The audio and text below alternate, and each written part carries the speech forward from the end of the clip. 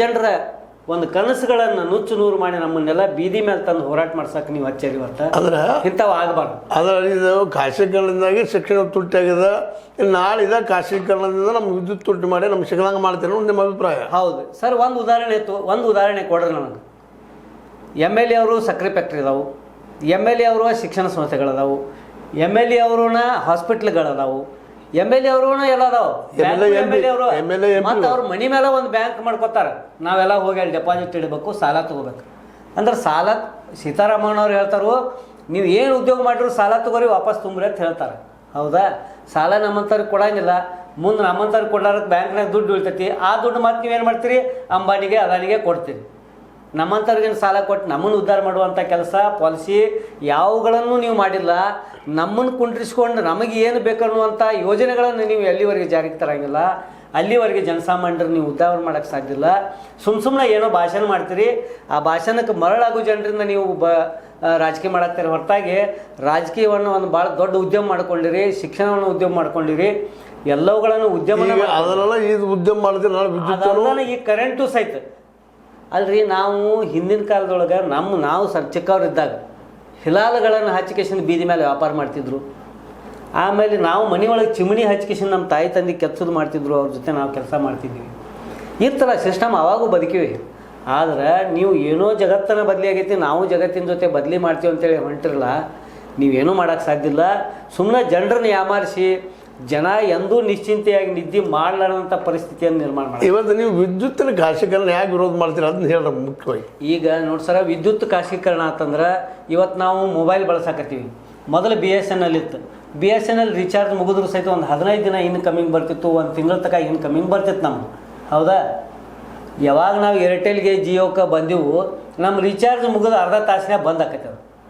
ಇವತ್ತು ನಮಗೆ smart metre ಕುಣ್ಸಾಕತ್ತಾರೆ ಸರ್ಕಾರದವರು. ಈ KEB ಅವರು ಸ್ಮಾರ್ಟ್ ಮೀಟ್ರ್ ಕುಣ್ಸಾಕ್ತಾರೆ. ಆ ಸ್ಮಾರ್ಟ್ ಮೀಟ್ರ್ ಏನು ಮಾಡ್ತೈತಿ, ನಂದು ಈ 30ನೇ ತಾರೀಕಿಗೆ ಬಿಲ್ ತುಂಬು ಡೇಟ್ ಮುಗೀತಂದ್ರೆ ಬಂದ್ ಆಗಿಬಿಡ್ತದೆ. ಆಟೋಮೆಟಿಕ್ ಬಂದ್ ಆಕೈತೆ. ಆ ಲೈಮನ್ನು ಬರೋಂಗಿಲ್ಲ, KEB ಅವರು ಬರೋಂಗಿಲ್ಲ. ಆಟೋಮೆಟಿಕ್ ಬಂದ್ ಆತಂದ್ರೆ ಮತ್ತೆ ನಾನು ಅದಕ್ಕೆ ವಾಪಸ್ ನನ್ನ ಮೊಬೈಲಿಂದ ಕರೆನ್ಸಿ ತುಂಬಿದ ಮೇಲೆ ಅರ್ಧ ಗಂಟೆ ಬಿಟ್ಟು ಚಾಲು ಆಕೈತಿ. ಒಂದು ತಾಸಿನ ನಂದು ಉದ್ಯೋಗ ಹೋತು. ಅದ ಈಗಿರುವಂಥ ಏನು ನಿಗಮಗಳದಲ್ಲ ಅವರು ಸರ್ವಿಸ್ ಕೊಡಾಕತ್ತಾರೆ. ನಮಗೊಂದು ವಾರ ತುಂಬಕ್ಕಾಗಂಗಿಲ್ಲ ಅಂದ್ರೆ ಇಂಟ್ರೆಸ್ಟ್ ಹಾಕ್ತಾರೆ.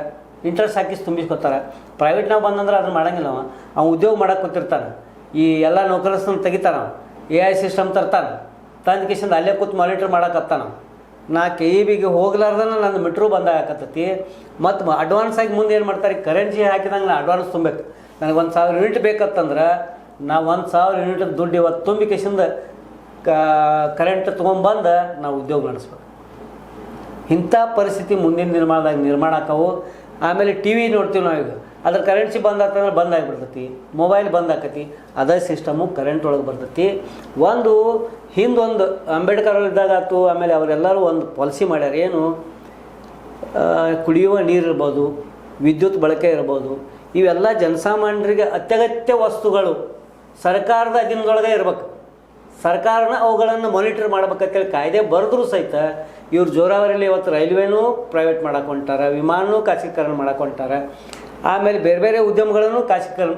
ಅಂದ್ರೆ ಸರ್ಕಾರ ತನ್ನಿಂದ ಯಾವ ಕೆಲಸ ನೀಗುವುದಿಲ್ಲ ಅನ್ನುವಂಥದ್ದನ್ನು ಹಿನ್ನೆಲೆಯಾಗಿ ಈ ರೀತಿ ನೀಗುವುದೂ ಇಲ್ಲ. ನಾವು ಬರಬೇಕು, ಅದೇನು ಆದಾಯ ಬರಬೇಕು, ಆಮನಿ ಬರಬೇಕು, ಪಾರ್ಟಿ ಫಂಡ್ ಬರಬೇಕು, ಅದಕ್ಕೆ ಇಂಥವ್ರು ಕೊಡೋದು ಹೋಗ್ತಾರೆ ನಿಮ್ಮ ಆರೋಪ. 100%. ಈ ರೀತಿ ಸರ್ಕಾರಗಳ ಪಾಲಿಸಿಗಳನ್ನು ಮಾಡೋದ್ರಿಂದ ಜನಸಾಮಾನ್ಯರಿಗೆ ಹೊರೆ ಆಕತಿ. ಇದು ಜನಸಾಮಾನ್ಯರಿಗೆ ತೊಂದರೆ ಆಕತಿ ಅನ್ನುವಂಥ ಉದ್ದೇಶವನ್ನು ನಾವು ಕ್ಲಿಯರಾಗಿ ಇಟ್ಕೊಂಡಿವಿ. ಈ ಹೋರಾಟ ಮಾಡೋ ಮುಂದೆ ನಿಮಗೆ ಮತ್ತೆ ರಾಜಕೀಯವಾಗಿ ವಿರೋಧ ಬರ್ಬೋದಲ್ಲ? ಈ ಹೋರಾಟ ಮಾಡುವಾಗ ಮೊನ್ನೆ ತಮಗೊಂದು ಘಟನೆ ನೆನಪು ಮಾಡ್ತೀನಿ ನಾನು.